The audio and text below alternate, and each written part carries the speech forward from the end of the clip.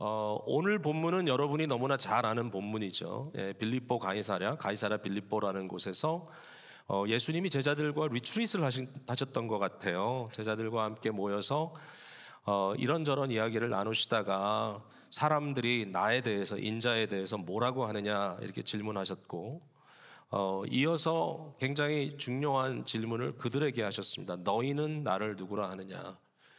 그 유명한 고백, 주는 그리스도시요 살아계신 하나님의 아들이십니다 라는 고백이 쓰여져 있는 본문이 바로 이 본문인데요. 이 베드로의 고백이 굉장히 마태복음답다라는 생각이 들었어요. 왜냐하면 다른 복음서에는 주는 그리스도십니다라고 짧게 이렇게 답이 되는 경우도 있거든요. 근데 마태복음에는 1장부터 이 왕 대신 그리스도는 기름 부음 받았다는 뜻이잖아요. 그러니까 왕으로 세움 받았는데, 특별히 마태복음 1장에 아브라함과 다윗의 후손 그리스도 예수의 계보라 이렇게 얘기를 하면서 예수 그리스도가 바로 약속되었던 이 다윗 왕가의 그 대를 이어 하나님의 약속을 성취하는 왕으로 오신다라는 거잖아요. 그러니까 그것을 고백한 거예요. 당신이 정말 그분입니다. 뿐만 아니라 살아계신 하나님의 아들이라는 고백이 그 이후에 드러나는 예수 그리스도의 탄생 내러티브 속에 예수님이 그저 한 인간으로 오신 것이 아니라 동정녀 탄생이라고 하는, 즉 성령으로 잉태된 초자연적인 분으로 오셨다. 이것과 연결되는 것은 새로운 인류의 시작이기도 하지만 무엇보다도 삼위, 성부, 성자, 성령, 하나님, 그 삼위 하나님, 그 중에 2위 되시는 바로 그 아들이 육신을 입고 이 땅에 오셨다라고 하는 성육신 사건을 드러내고 있는데, 바로 이 두 가지의 그 의미가 그리스도에 대해서 다 담겨져 있는 신앙 고백을 여기에 베드로가 했다는 것을 생각해 보면, 굉장히 마태복음다운 고백이다. 참 훌륭하다. 이제 이런 생각이 듭니다. 여러 가지 측면에서 오늘 본문을 이야기할 수 있겠지만 저는 교회라고 하는 것을 좀 집중해 보고 싶습니다. 여러분, 교회라는 단어가 오늘 본문 중에 등장을 합니다. 내가 이 반석 위에 내 교회를 세우겠다라는 게 예수님의 말씀인데요. 마태복음에 교회라는 말이 2번 등장합니다. 16장 오늘 본문에 18장 17절에 한 번 더 나오거든요. 마태복음 전체에 교회라는 단어가 딱 2번 나오고요. 사복음서 전체 중에 교회라는 말은 딱 여기 2번밖에 등장을 하지 않습니다. 아니, 교회라는 말이 왜 이렇게 많이 나오지 않았을까? 그것은 그리스도 예수의 구원의 성취, 그리고 부활하신 주님께서 승천하시고 약속하신 성령을 교회에 부어주심으로써 신약의 교회가 태동되는 바로 사도행전 1장 이후의 사건, 거기까지 기다리는 거죠. 거기서부터 계속해서 교회 얘기가 반복해서 등장을 하게 됩니다. 좀 생소한 단어이죠. 복음서 안에서는 에클레지아라고 하는 단어가, 이 교회라는 단어가 과연 이 에클레지아라고 하는 단어가 무슨 의미일까? 무슨 의미로 예수님께서 에클레지아라는 단어를 쓰셨을까? 가끔 우리가 이제 오버할 때가 있어요. 그래서 이제 에클레지아라는 단어의 어원으로 들어가서 이 칼레오, 부르다, out of, 어디서부터, 밖으로, 이런 뜻이니까 에클레지아는 세상에서 하나님께서 불러내서 자기 백성 삼으신 것을 에클레지아라고 부른다. 이렇게 해석해 주시는 분들이 많았는데, 이제 그걸 좀 오바라고 제가 얘기를 하겠습니다. 왜냐하면은 물론 이제 어원으로 들어갔을 때는 그렇게 얘기할 수 있지만 사실은 단어가 꼭 어원 갖고 의미가 밝혀지지는 않거든요. 에클레지아라고 하는 단어는 아주 심플리 그냥 회집이란 뜻이에요. assembly. 그래서 이 에클레지아라고 하는 단어가 재밌게도 사도행전 19장 같은 경우는 이 민난이 일어났어요. 민난, 에베소에. 바울과 그리스도인들이 자기네들이 갖고 있는 이 아르테미스 여신을 섬기는 이 모든 비즈니스를 망치게 됐다 이래가지고 민난이 일어나가지고 그들이 거리에서 시위를 하다가 원형극장으로 들어가지 않습니까? 굉장히 많은 인파가 모여가지고 막 여러 시간 동안 위대한 아르테미스를 외치고 막 이렇게 시위를 합니다. 그 모임을 에클레지아라고 불렀습니다. 에클레지아라는 말이 4-5번 나와요, 거기. 그러니까 우리가 에클레지아라는 말 자체를 가지고 이게 교회다, 이것이 하나님께서 불러낸 공동체다, 이렇게 하기에는 좀 오바다. 그러면 예수님께서 왜 에클레시아라는 말을 여기 쓰셨을까? 이제 그 배경은 구약 성경이죠. 그러니까 그 구약에 이미 헬라어로 번역된 구약 성경을 쓰고 있었기 때문에 70인역이라고 하는 거기에 이미 번역된 구약의 이스라엘의 회집을 이야기하면서 하나님의 백성의 모임을 교회라고 불렀다, 에클레시아라고 불렀다. 그래서 그것을 계속 이어서 썼다라고 우리가 보면 됩니다. 제가 이렇게 좀 복잡하게 설명하는 이유는 뭐냐면은요, 오늘날 교회가 그냥 회집됐다는 이유로 교회는 아니다라고 저는 좀 선언하고 싶어요. 그냥 사람이 모여서 교회다, 사람이 모여 있으니까 교회다, 교회라는 이름을 가졌으니까 교회다라고 말하고 싶지 않다라는 것이죠.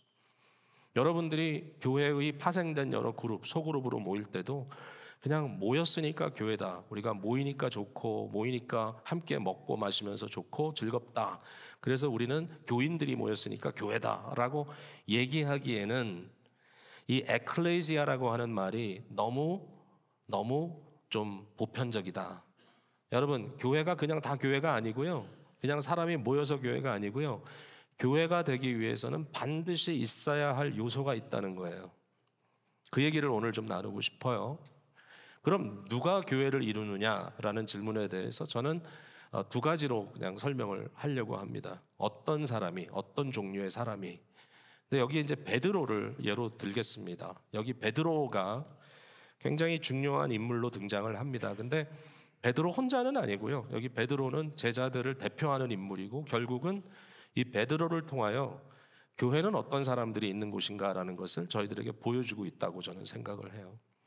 베드로의 두 가지 형태가 등장을 합니다. 두 가지 형태가.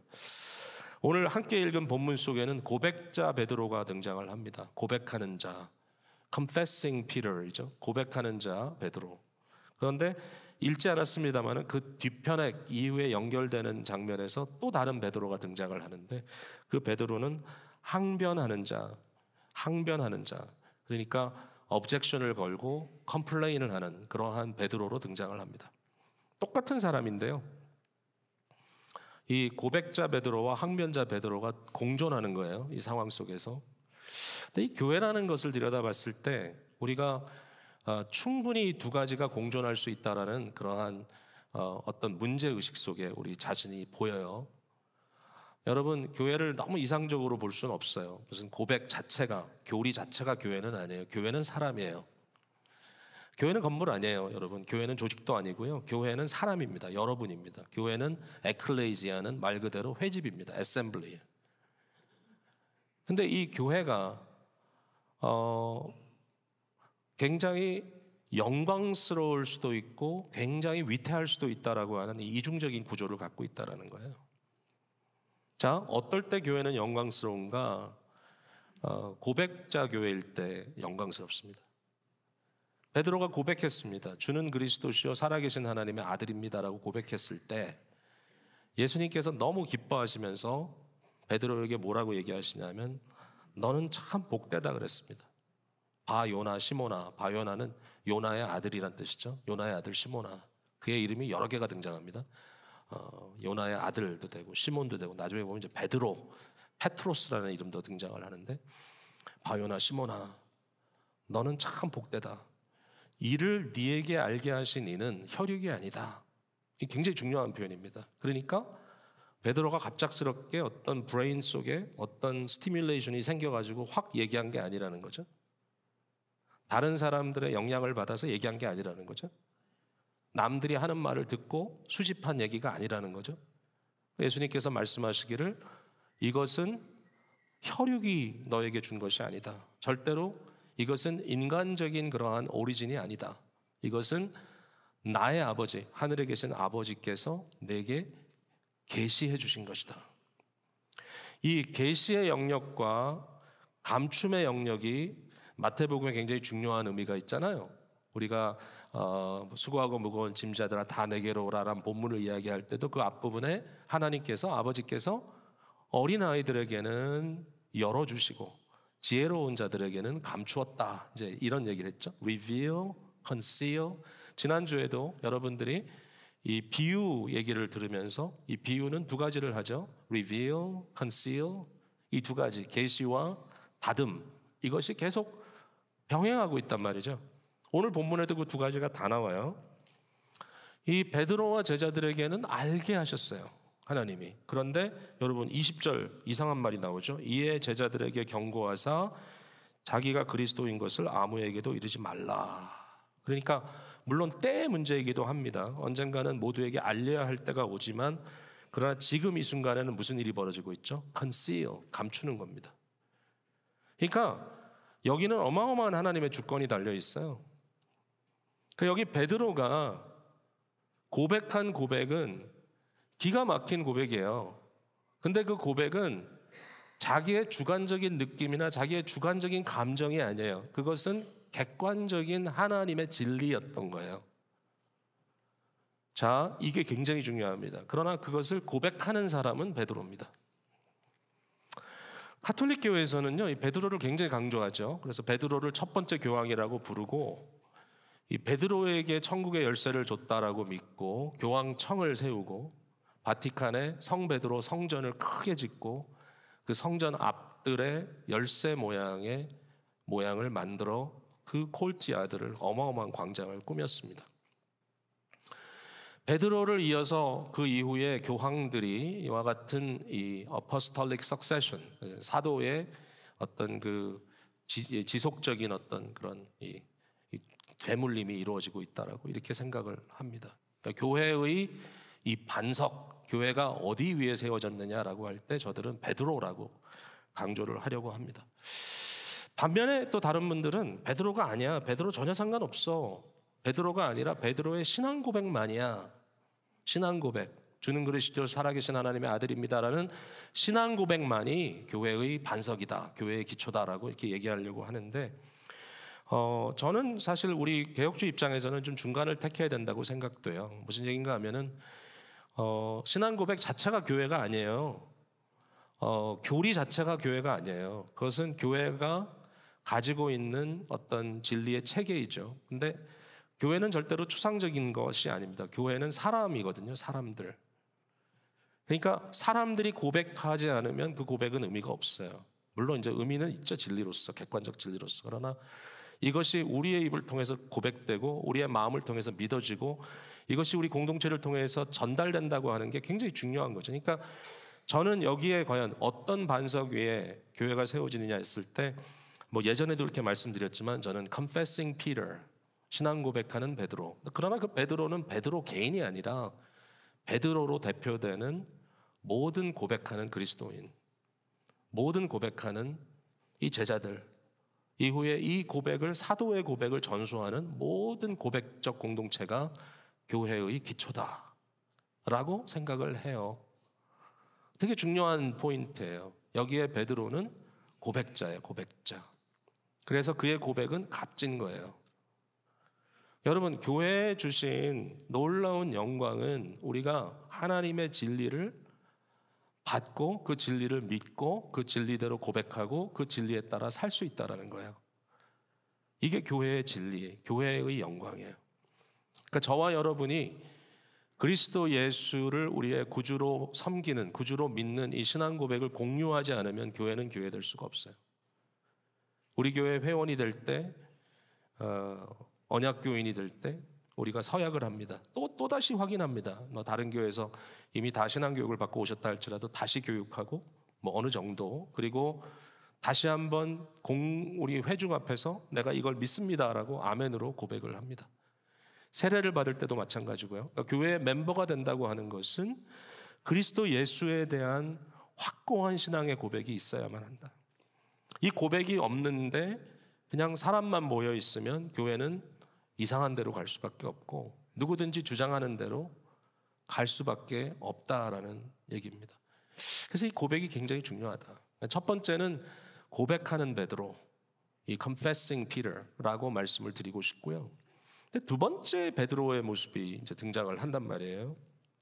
이거를 항변자 베드로라고 제가 좀 말을 붙여봤는데, 왜냐하면 항변을 해요. 자, 읽지 않았습니다만은 여러분 내려가 보세요. 22절로 베드로가 예수를 붙들고 항변하여 이르되 주여 그리 마옵소서, 이 일이 결코 주께 미치지 아니하리이다 그랬습니다. 이제 항변하는 베드로가 등장을 하는데 이게 무슨 얘기입니까? 여러분 좀 이상해요. 베드로가 왜 이렇게 됐는지 몰라요. 21절을 다시 가봅시다.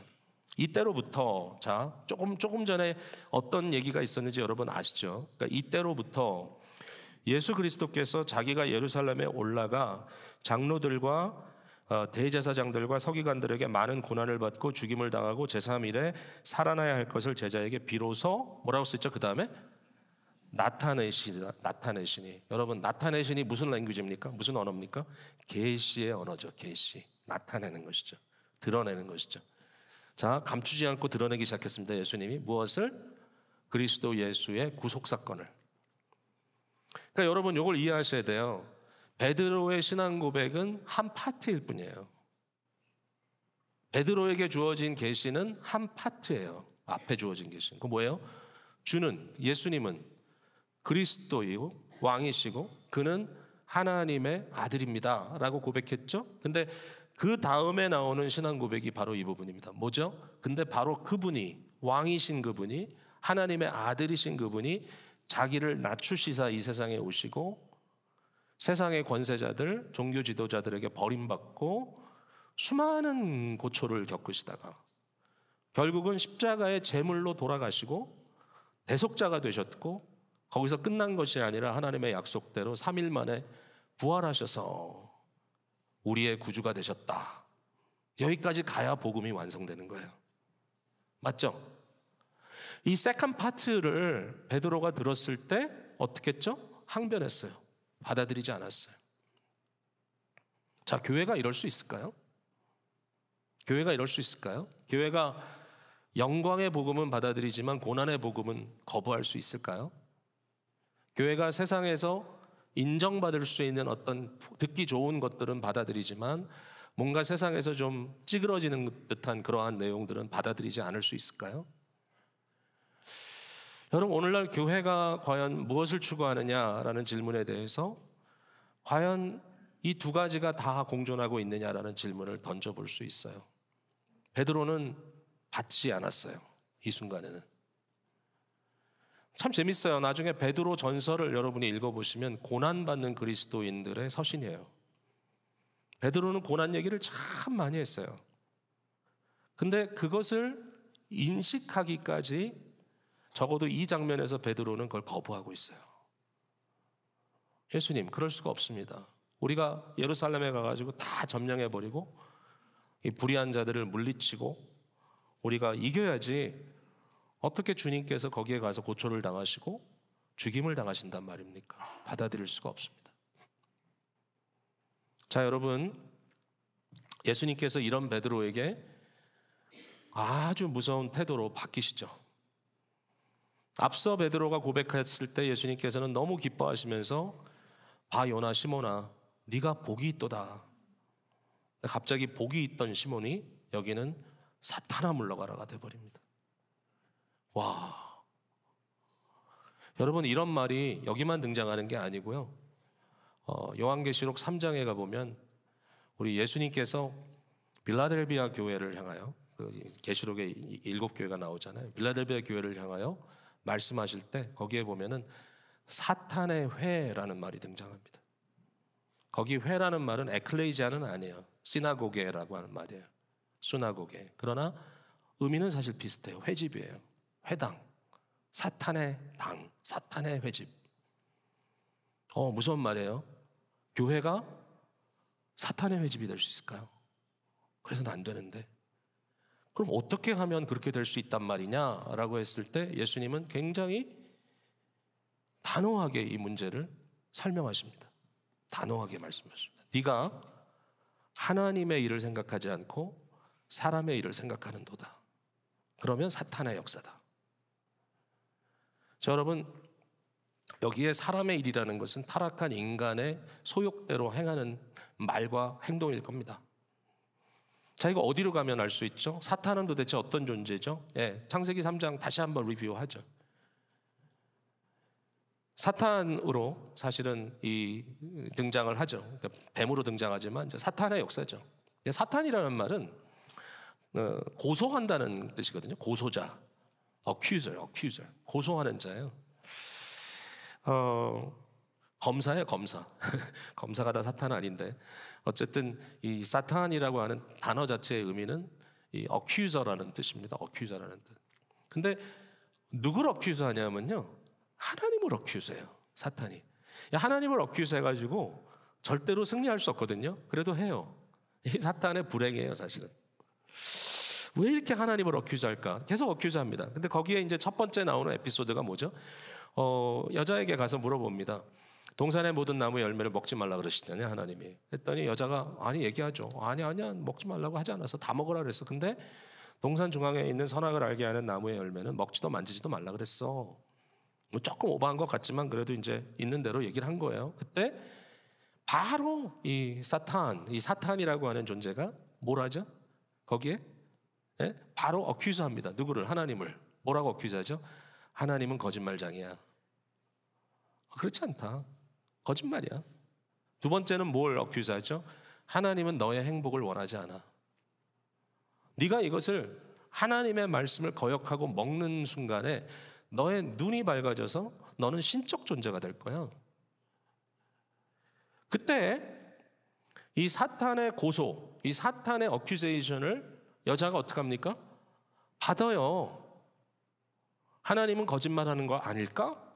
하나님은 나의 행복을 막고 있는 것 아닐까? 이렇게 생각해요. 왜?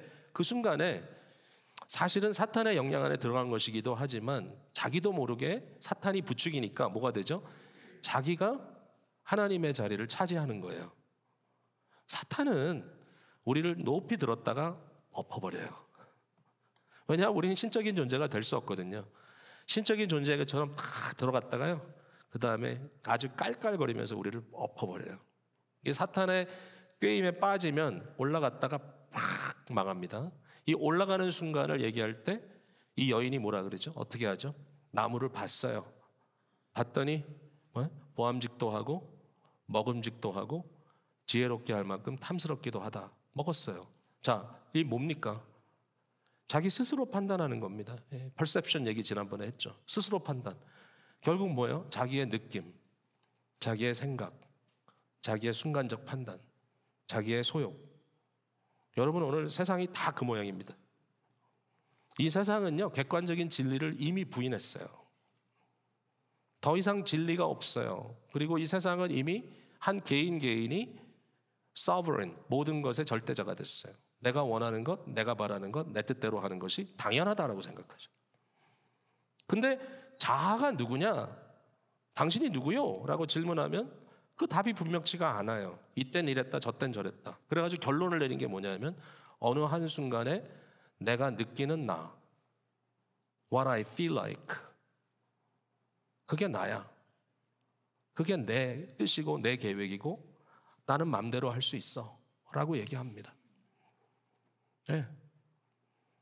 갑자기 이성을 사랑했다가 갑자기 동성을 사랑했다가 갑자기 둘 다 사랑했다가 갑자기 이상한 것도 사랑하기 시작합니다. 그러면 자꾸 바뀌어요. 캐러고리가 더해지고. 상관이 없어요. 왜냐하면은 자기는 자기가 주인이니까. 근데 그 주인이 뭔지도 몰라요. 자기가 누군지도 잘 몰라요. 왜? 느낌은 바뀌니까. 사람의 생각은. 그게 자기가 주인이라고 생각해요.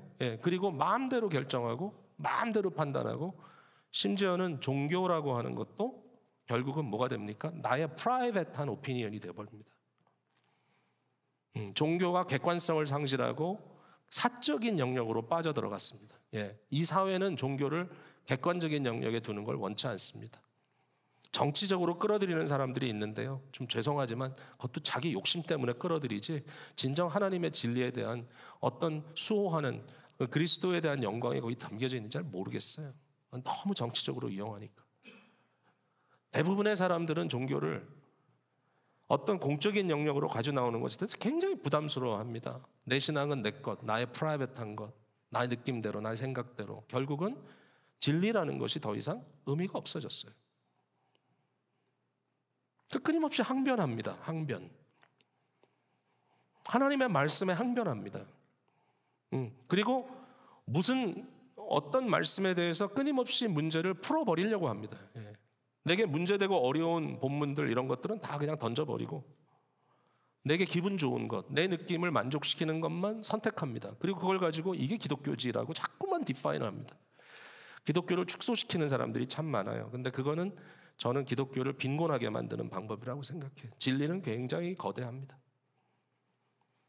중요한 건 이거예요. 이런 상황 속에 사람들이 지금 뭔가 심각하게 이탈되는 현상이 벌어지고 있다. 그러니까 오늘날 교회가 과연 고백자 교회인가 아니면 항변자 교회인가 라는 질문 앞에 사실 우리는 답하기가 쉽지 않아졌다라는 겁니다.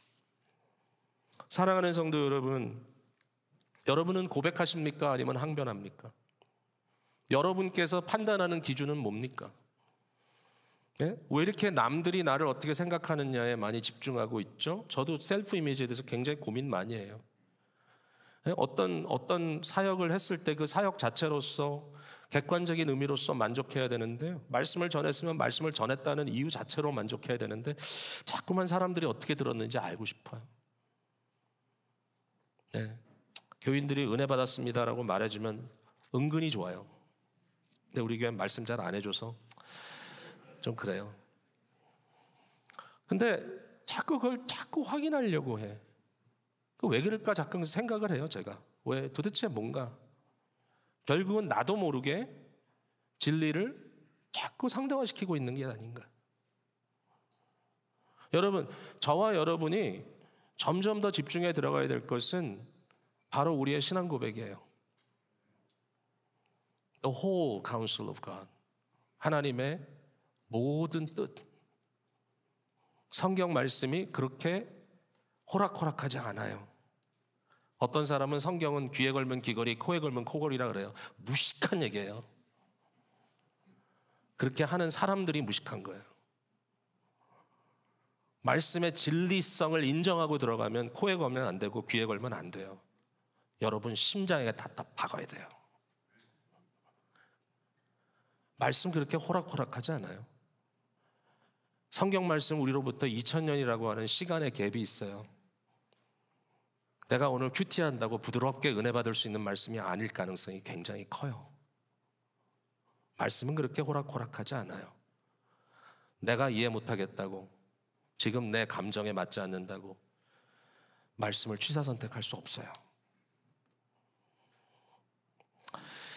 자, 말씀을 이제 맺을게요. 이제 오늘 컨클루전이 좀 길 거예요, 근데.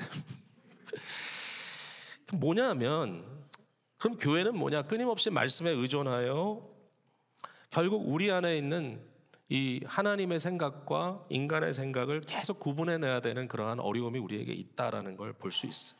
근데 우리에게 약속하신 게 있어요. 뭐냐면 음부의 권세가 교회를 삼키지 못하겠다라는 얘기예요.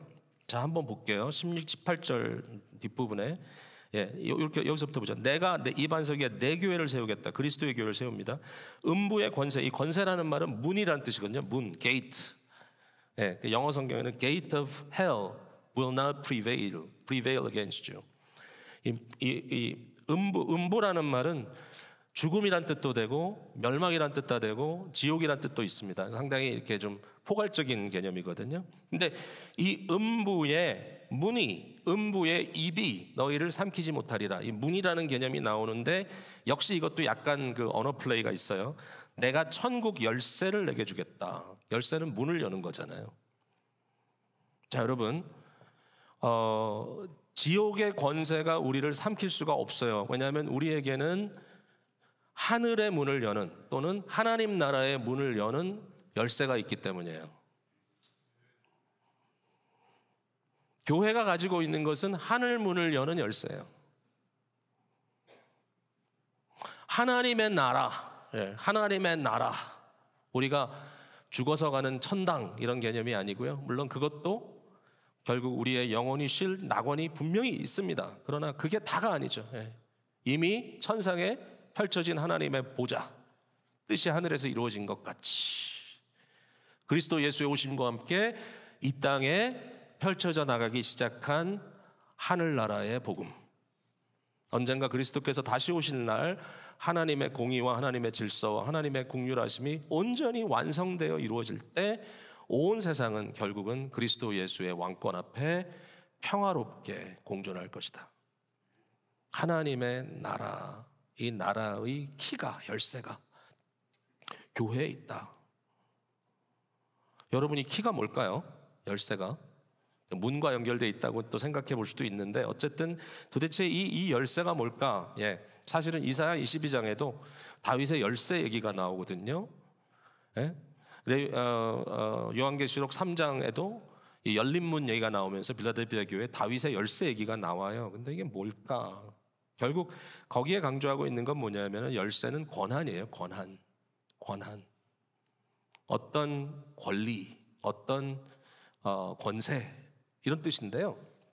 특별히 마태복음적 이런 관점에서 굉장히 중요한 키 단어를 우리에게 하나 주셨어요. 자, 18장으로 한번 넘어가 볼게요. 자, 이 천국 열쇠를 가지면 무슨 일이 벌어지냐면은 무엇이든지 땅에서 매면 하늘에서도 매이고 땅에서 풀면 하늘에서 풀린대요. 자, 18장 18절부터 볼게요. 진실로 너에게 이르노니 무엇이든지 너희가 땅에서 매면 하늘에서도 매일 것이요 무엇이든지 땅에서 풀면 하늘에서도 풀리리라. 진실로 다시 너에게 이르노니 너희 중에 두 사람이 땅에서 합심하여 무엇이든지 구하면 하늘에 계신 내 아버지께서 그들을 위하여 이루게 하시리라. 두세 사람이 내 이름으로 모인 곳에는 나도 그들 중에 있느니라. 여기에 풀고 맨다는 것은, 자, 앞에 보면은 사실 교회 안에 어떤 치리에 대한 이야기가 사실은 등장을 합니다. 치리는 뭐냐면은 범죄한 사실에 대해서 지적하고 범죄한 자로서 회개케 하고, 여러분 우리가 보편적으로 범죄한 일에서 회개하고 주님께 돌아온다면 아무 문제가 없는데, 잘못을 인정하지 않는다든지 또 인정하고도 돌이키지 않는다든지 했을 때는 이제 교회에는 권징이라는 절차가 있어요.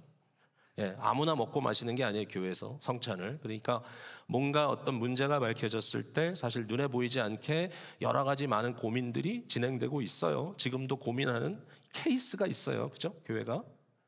그러니까 이런 일들에 대해서 교회는 권징이라고 하는 굉장히 어려운 일을 합니다. 근데 이 권세가 교회에 있다는 거예요. 뿐만 아니라 기도를 합니다. 기도를 하면 하나님께서 들어주세요. 땅에서 기도하면 하나님이 들어주세요. 땅에서 열면 하늘에서도 열려요. 기도. 자, 그러니까 이 모든 것이 여러 가지가 있어요. 교회에 주어진 이 열쇠는, 이 열쇠를 통해서 우리가 무엇을 여느냐 하면은 성례도 집례하고, 교회의 멤버십도 리크루트하고, 교회의 복음도 선포되고, 교회가 기도의 응답을 구할 수 있고, 교회가 권징할 수 있고, 이 모든 권한이 이 키를 통하여 주어진다. 근데 그 키가 뭐냐? 바로 20절에 보니까 두세 사람이 내 이름으로 모인 곳에 나도 그들 중에 있다. 저는 이 권세를 그냥 한마디로 좀 축소시킨다면 그리스도 예수의 이름. 교회에 주신 천국을 여는 열쇠는 예수 그리스도의 이름뿐입니다. 여러분, 이런 케이스가 있었어요. 사도행전 3장에 베드로와 요한이 3천여 명이 이제 회개하고 교회가 막 이렇게 성장해 나가는 그 막 굉장히 놀라운 부흥기를 맞았을 때, 성전으로 올라가다가 미문 앞에 있는 이 뷰티풀 게이트라고 하는 곳에 앞에 있는 한 그 다리를 못 쓰는 불구자를 만나죠. 근데 이 불구자가 거기서 계속 구걸을 했어요. 오랫동안. 그 자기 명당이에요. 자기 자리예요. 성전에 들어갔다 나갔다 오는 사람들의 양심에 어떤 자극을 해가지고 이 돈을 얻는 그런 좀 상황이었단 말이죠. 그러니까 베드로와 요한이 그 앞에 가서 이렇게 쳐다보니까 무언가 얻을까 하여 돈 달라고 이렇게 구걸을 합니다. 근데 베드로와 요한이 뭐라고 얘기하죠? 금과 은은 내게 없으나 내게 있는 것을 네게 주노니 오직 나사렛 예수의 이름으로 일어나 걸으라. 우리는 일어나 걸으라에 굉장히 관심이 있는데 사실 굉장히 중요한 얘기를 하는 거예요. 교회가 가진 것은 금과 은이 아니다. 교회가 가진 건 뭐예요? 나사렛 예수의 이름이다. 이것밖에 없어요. 여러분, 잠시 후에 이제 이 사람들이 끌려갑니다. 이 일로 인하여. 그 공회에 섰어요. 공회 앞에서 뭐라냐면 내가 다른 것 한 것 없다. 내가 한 것이 뭐 우리의 능력으로 한 거 아니다. 오직 그 이름으로, 나사렛 예수의 이름으로 행했다. 그러면서 이런 말을 하죠. 다른 이로서는 구원을 받을 수 없나니 천하 사람 중에 구원을 받을 만한 다른 이름을 우리에게 주신 일이 없습니다. Only one name. 그리스도 예수의 이름. 로마서 10장 13절에 구약성경 요엘 2장 32절을 인용해서 이 말을 하죠. 누구든지 주의 이름을 부르는 자는 구원을 얻으리라. 자, 이 이름은요, 그냥 매직이 아닙니다. 우리가 그냥 예수 이름만 붙이면 다 되는 거 이런 게 아니라 이것은 예수 그리스도의 권세입니다. 권세. 그리스도의 authority입니다. 제가 여러분께 질문할게요. 도대체 교회가 무슨 힘이 있습니까, 여러분? 이 세상에서.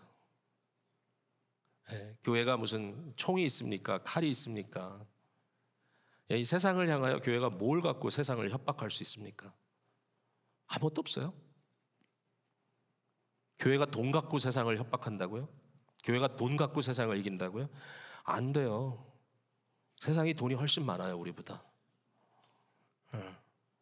자꾸 이렇게 부유함을 가지고 교회가 세상 앞에서 드러나는 것이 꼭 좋은 건지 모르겠어요. 교회는 세상을 협박할 만한 어떤 도구도 갖고 있지 않아요. 여러분, 교회에서 범죄한 사람에게 그 문제에 대해서 다룰 수 있는 권한이 있다라고 생각하는 당회나 영적인 치리기관으로서, 심지어는 목회자가 그 일을 맡아서 가서 당신이 하는 것은 옳지 않습니다, 돌이키세요 라고 얘기를 했을 때 그 사람이 이걸 들어야 할 권리가 어디 있습니까? 권한이. 그건 네 생각이지. 여러분이 지금 이 순간에 여러분의 마음에 어떤 이런 결정의 그 기준이 되는 어떤 그 무엇이 있다라고 생각하시고 사시나요? 누군가 이걸 가지고 왔을 때 나는 꼼짝할 수 없다. 근데 대부분의 사람들은요, 그렇지 않은 것 같아요. 대부분의 사람들은 자기 중심이죠. 세상이 그러니까요. 근데 여러분, 교회에 주어진 유일한 권한은 예수 그리스도밖에 없어요.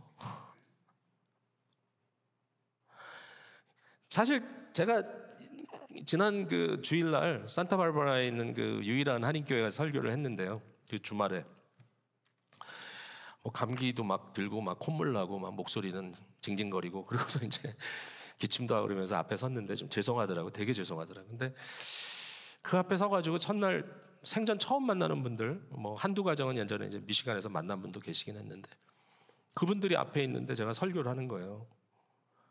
이런 생각이 머릿속에 들어와요. 도대체 이분들이 제 말을 들어야 될 이유가 뭔가? 갑자기 부끄러운 생각이 들더라고요. 앞에 섰는데 여러분이 저의 설교를 왜 들어야 합니까? 지금 왜 이렇게 경청하십니까? 아무것도 없어요. 여러분 뭐 제 학벌 때문에 듣고 들어주겠어요? 제 어떤 외모 때문에 들어주시겠어요? 비웃지 마세요, 여러분. 도대체 제가 뭐 때문에 그분들 앞에 서가지고 뭐 제 어떤 무슨 뭐 목소리가 좋아서, 그날은 목소리도 안 좋았어요. 왜 들어줘야 되겠어요? 그때 뭘 갖고 듣냐고요. 그래서 그 순간에 하나님께서 제 마음에 확 주시는 컨빅션이 있었어요. 네가 이 사람들 앞에 어떤 모습으로 드러나느냐가 중요하지 않아. 복음을 전해라. 힘들어도 전해라. 그들이 받으면 그리스도의 복을 받는 것이고, 그들이 받지 않으면 그리스도의 복을 거절하는 것이기에 그 유일한 근거 하나밖에 없다. 교회가 그런 거예요. 우리 무슨 힘이 있어요? 우리가 사람이 많아가지고 뭐 세력을 한번 세상에 과시해 보겠어요? 피켓 들고 나가가지고 한번 뭐 해볼까요? 우리가 뭐가 있어요? 아무것도 없어요. 근데 딱 하나 있어요. 예수 그리스도의 이름이 있어요, 교회는. 근데 그게 하늘나라를 열어요. 이거 버리면 교회 다 죽은 거예요. 하나님의 말씀의 권위를 버리면 교회는 아무 의미가 없어요. 오피니언 메이커도 아니에요. 세상에 잘 보이기 위한 어떠한 그런 매개체도 아니에요. 교회는 하나님의 말씀의 권위를 포기하는 순간 교회는 아무것도 아니에요. 교회는 정말 아무것도 아니에요. 예수 그리스도의 이름, 예수 그리스도의 권세, 천국의 열쇠를 우리가 버린다면 교회는 아무것도 아니에요. 갖다 내버려도 아무 말 할 것 없어요. 그러니까 다시 한번 우리 마음속에 확신을 가져야 돼요. 나는 누구 앞에 순종할 것인가? 세상이 나를 힘들게 하고 수많은 환난과 고난이 내게 닥친다 할지라도 누가 나를 흔들게 할 것인가? 금과 음은 내게 없고 건강도 내게 없고 지위도 내게 없고 세상이 나를 보는 순간 뻑 죽을 만한 어떤 위대함이 내게 없다 할지라도 내게 있는 것 네게 주니 오직 나사렛 예수 그리스도의 이름으로 구원을 받으라. 천국의 소망을 품으라. 세상을 이길 힘을 얻게 됐으면 좋겠다. 이것밖에 없어요, 우리가. 근데 세상을 다 얻어도 너희의 생명을 잃으면 무슨 소용이 있으리요라는 말이 그 밑에 등장하죠. 세상을 다 얻어도 예수 그리스도를 잃으면 아무 소용 없습니다. 그래서 오늘도 당당하게 주 앞에서 믿음으로 외치게 되는 것입니다. 우리 모두 그리스도 예수의 사랑과 진리에 매어 살아갑니다. 오늘도 이 마음 가지고 또 다시 한번 세상으로 파송될 때 승리하신 여러분 되시기를 주님의 이름으로 축복합니다.